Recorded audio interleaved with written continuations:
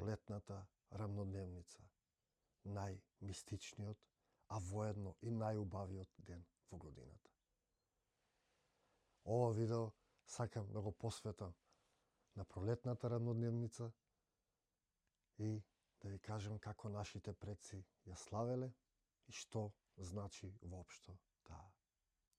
Тоа го правеле со палење на огнови. Се верувало дека огнот чисти, па така тие палеле големи огнови и ги прерипувале. Потоа тие оделе на најблиските реки, затоа што се верувало дека водата станува посебна на денешен ден и може да ве исчисти.